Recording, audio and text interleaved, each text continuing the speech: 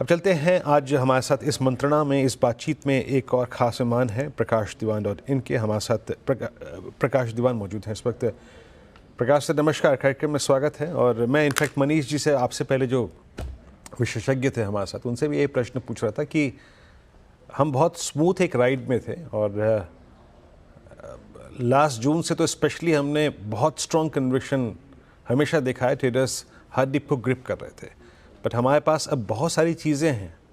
ये सेबी का सर्कुलर और एफआईएस की एग्जिट, उनकी प्लेसमेंट बहुत एग्रेसिव रही है इससे पहले। जियोपॉलिटिकल टेंशन, सब कुछ अगर आप देखें एक साथ आ गया है। आपका व्यू क्या है? अभी बाजार किस फेज में जाएगा? यहाँ से थोड़ा सा अनवाइंडिंग प्रेशर रहेगा क्या एफआईएस का? Good morning Veeru. देखिए, मार्केट जब भी नए स्तर पे आता है और नए हाईज रिपीटेडली बनाता है, तो हर बार ये अटकलें लगनी शुरू हो जाती है कि ये सस्टेन होगा कि नहीं, या इसके बाद क्या चाल आएगी। वो अनचार्टेड टेरिटरी सी होने लगती है। और आप ये देखिए, नया हाई बनता क्यों है? नया हाई निफ्टी में या सेंसेक्स में इसलिए बन रहा है कि आपका निफ्टी या सेंसेक्स की जो गठित कंपनी है, उन कंपनीज के वैल्यूएशन स्ट्रेच हो गए। तो जब जब वैल्यूएशन स्ट्रेच होते हैं तो कहीं ना कहीं किसी के लिए प्रॉफिट बनता ही है और प्रॉफिट बुकिंग आती है।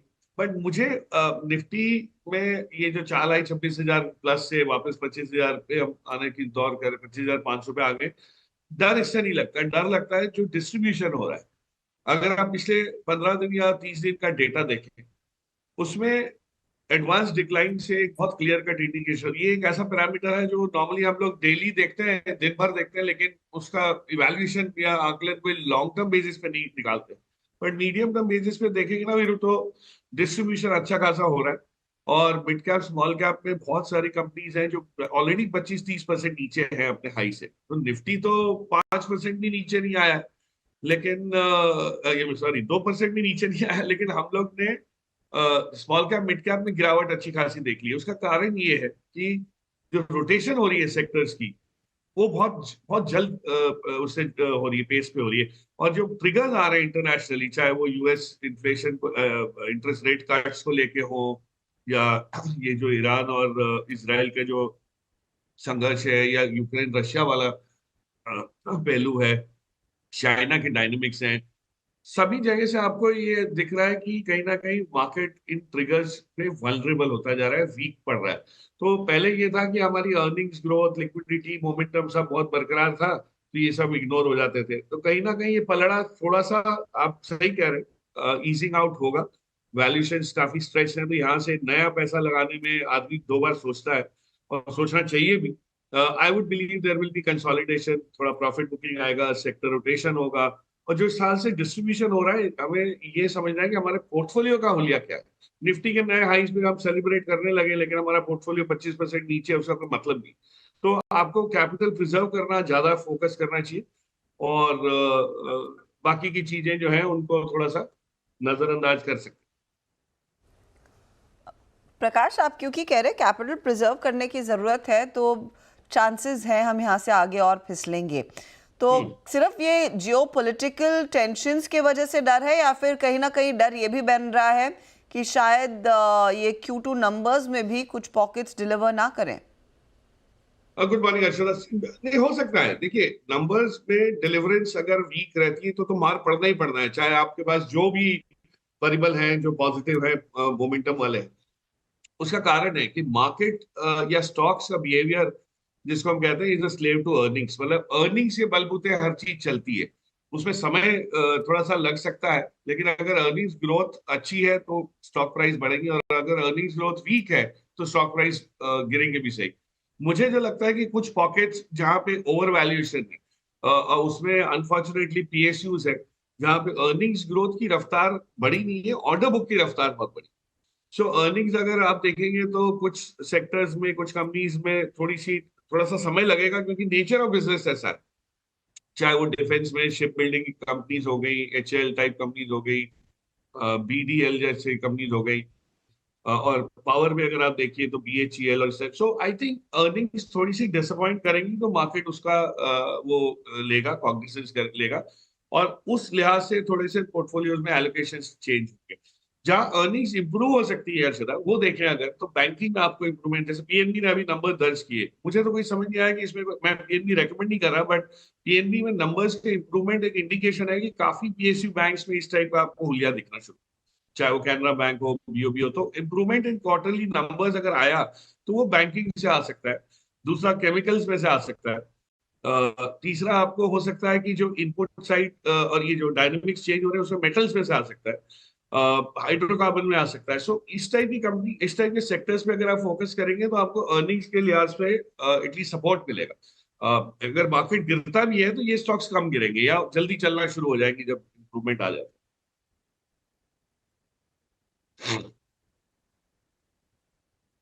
ओके अच्छा, एक दो स्पेस को और यहाँ पर थोड़ा सा टच करके निकलते हैं प्रकाश सर।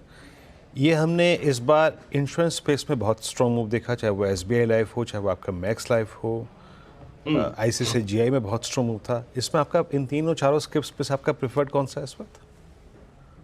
तो वीरू, मैं हमेशा इस सेक्टर को प्ले करता हूँ बास्केट अप्रोच से। मतलब मुझे एक चीज समझ आई है कि स्पेसिफिक न्यूज फ्लो के हिसाब से, डेवलपमेंट्स के हिसाब से कई बार कुछ कंपनीज में चाल अच्छी आती है, कहीं में नहीं आती है। और ज्यादातर अगर आप देखें तो इनके पिछले 5 साल के ग्रोथ रेट्स जो बिजनेस के हैं वो मोस्टली पैरेलल रहे। और खास करके मैं लाइफ इंश्योरेंस वाले प्लेयर्स की बात कर रहा हूँ। तो अगर आप लाइफ इंश्योरेंस में देखें, नॉन लाइफ में थोड़ा डिफरेंस ज्यादा है ट्रैजेक्टरी में, क्योंकि बिजनेस मॉडल्स अलग है। पर लाइफ इंश्योरेंस में सभी के पास बैंक इंश्योरेंस है, सभी के पास एजेंसी नेटवर्क डिस्ट्रीब्यूशन के लिए है, ऑनलाइन सेल्स है। तो वहां पे आपको देखिए तो ग्रोथ कायम है, और रेंज जो है वो 16 से 17% की जो ग्रोथ इन्होंने कायम की है वो बहुत नैरो है, मतलब सभी की बराबर जैसी लगती है। तो बास्केट अप्रोच करिए, क्योंकि आप सेक्टर प्ले कर रहे हैं। आप कोई एक पर्टिकुलर कंपनी पे दाव लगाए, उससे अच्छा आप चारों चीजें एक साथ ले लीजिए, इक्वल प्रोपोर्शन में ले लीजिए। आप एचडीएफसी, एसबीआई, आईसीआईसीआई, एलआईसी ले लीजिए, तो आपका जो ग्रोथ है वो सारे सेक्टर को रेप्लिकेट या कर सकता है, उसे इंप्रूव कर हो सकता है। मैं आपकी राय ऑटो कंपनियों पर लेना चाह रही हूँ प्रकाश, क्योंकि हमने देखा ये बिक्री के आंकड़े थोड़े से इंप्रूव होते दिखाई दिए हैं, specially on the two wheeler side. अब फोर व्हीलर्स में एक सिरे से सबके अच्छे नहीं रहे थे, लेकिन टू व्हीलर में आज का करेक्शन क्या मौका दे रहा है इन स्टॉक्स में पोजीशन लेने का? आप बाकी सब ये काउंटर्स देख लीजिए, सब में दबाव है। जी जी, नहीं देखिए, ये दबाव सेक्युलर है इन द सेंस, मतलब जो मार्केट में जो सॉफ्टनेस आई है उसकी वजह से कोई आंकड़ों में इस टाइप की वीकनेस आई नहीं। और ये कोई क्वार्टर ऐसा था भी नहीं, ये सॉरी महीना ऐसा था भी नहीं कि जहाँ पे बहुत सारे सेल्स की उम्मीद, बहुत बड़े सेल्स की उम्मीद, नंबर्स की उम्मीद करी जाए। अब जो सीजन आ रहा है, फेस्टिव सीजन, इसमें एक बड़ी यूनिक चीज हो रही है अर्षद भाई। आप अगर हीरो मोटोकॉर्प डीलरशिप में किसी से बात करें जहाँ आपकी जान पहचान हो, तो आपको ये समझ आएगा कि पहली बार पिछले आई थिंक 3 साल, पैंडेमिक के बाद गिन लीजिए, 3 साल में ये फेस्टिव सीजन में जा रहे हैं जहाँ पे इन्वेंट्री डीलरशिप पे बहुत मिनिमल है।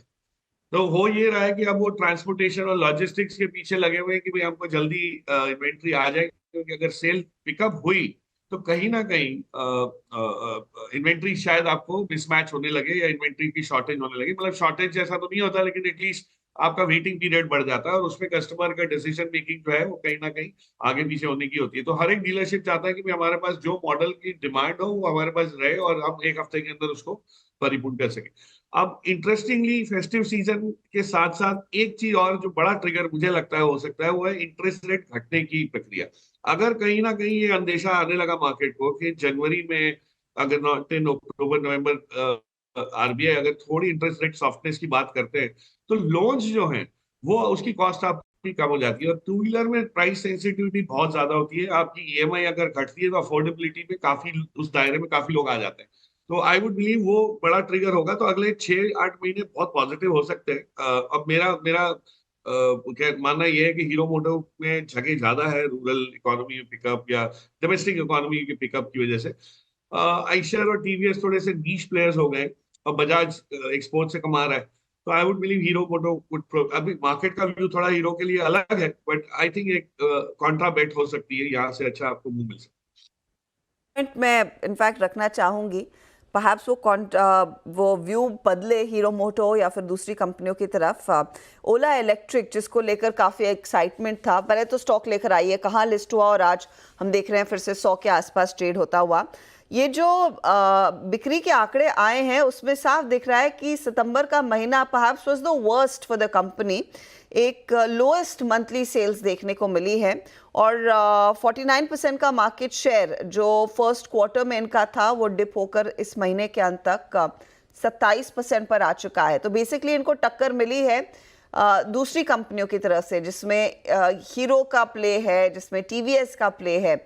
प्रकाश, अब राय क्या है ओला इलेक्ट्रिक 100 पर? क्या दोबारा एंट्री के मौके या फिर थोड़ा सा ठंडा रहे स्टॉक पर अब जब तक वो नंबर्स में भी वो रिफ्लेक्ट ना हो?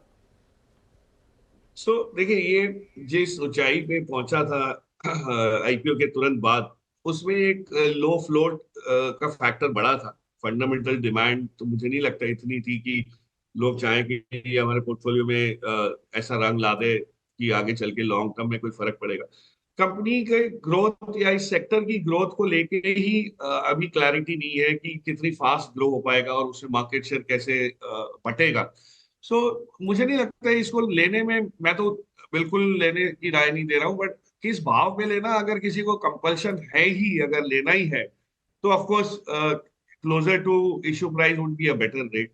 तो अब उसके लिए गिरावट की वेट आप करिए, हो सकता है ना भी आए, क्योंकि ये कहना बहुत मुश्किल हो जाता है सेंटिमेंटली ड्रिवन स्टॉक्स में।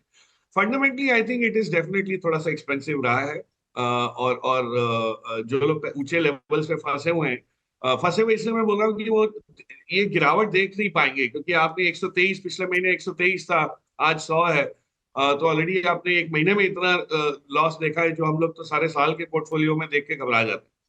इस टाइप की चीजों में थोड़ा सा दूर रहे तो अच्छा ही है।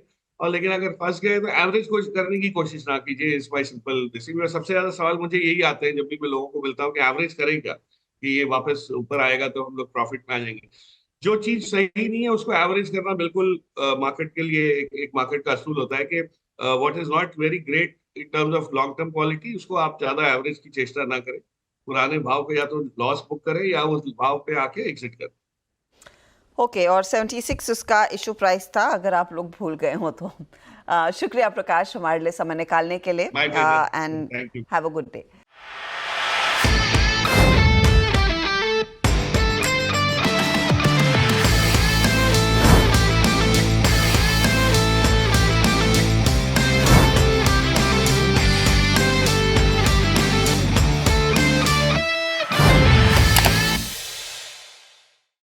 बता दें कि मनी कंट्रोल पर दिए गए विचार एक्सपर्ट्स के अपने निजी विचार होते हैं।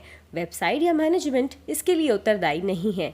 यूजर्स को मनी कंट्रोल की सलाह है कि कोई भी निवेश निर्णय लेने से पहले सर्टिफाइड एक्सपर्ट की सलाह लें।